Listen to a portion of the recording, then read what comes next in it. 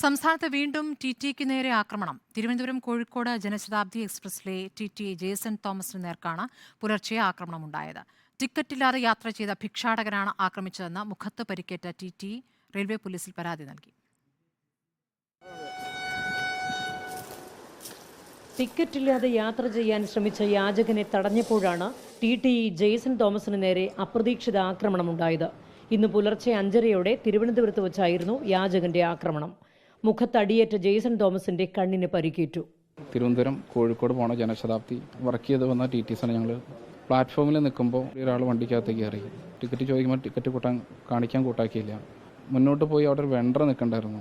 ആ വെണ്ടറെ പിടിച്ച് തള്ളി. പിന്നീട് അദ്ദേഹം D10 കോച്ചിൽ 11 കോച്ചിലാണ് ഈ സംഭവം നടന്നത്. 10 കോച്ചിലേക്ക് മുന്നിട്ട് പോകുമ്പോൾ ഞാൻ പുറകെ ചെന്ന് വീണ്ടും ചോദിക്കുന്നുണ്ട്. ടിക്കറ്റ് ചോദിക്കുമ്പോൾ അദ്ദേഹം ടിക്കറ്റ് ഇല്ല. അവിടെ നിന്ന് പോകുന്ന പാസേജിൽ തുപ്പയും കൈ മുഷ്ടി ഉരുട്ടി എന്നെ ഇടിക്കാൻ വേണ്ടി വന്നു. എന്നെ മാന്താനായിട്ട് ശ്രമിക്കാൻ പുറകോട്ട് മാറി. രണ്ടാം വട്ടം എടുക്കുമ്പോൾ എൻ്റെ മാസ്കും വലിച്ചു കയറി. കിട്ടിയില്ല. സ്റ്റെപ്പ് കയറി മേളിലേക്ക് പോയി.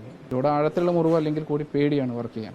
ട്രെയിനിൽ വനിതകൾ ഉൾപ്പെടെയുള്ള TTEമാർ സുരക്ഷിതരല്ല എന്ന് റെയിൽവേ ഉദ്യോഗസ്ഥർ ആരോപിക്കുന്നു.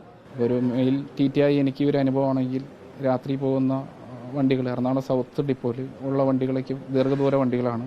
കൂടുതൽ ഹിന്ദി യാത്രക്കാർ, അതിഥി തൊഴിലാളികൾ എന്ന് പറയപ്പെടുന്നവർ കൂടുതലുള്ള ഒരു വണ്ടികളുണ്ട്. കഴിഞ്ഞ ദിവസം ട്രെയിനിൽ നിന്ന് തള്ളിയിട്ട് യാത്രക്കാരൻ TTE വിനോദ് കണ്ണനെ കൊലപ്പെടുത്തിയതിന്റെ ആഘാതം മാറും മുമ്പാണ് വീണ്ടും സമാനമായ രീതിയിൽ ആക്രമണമുണ്ടായിരിക്കുന്നത്.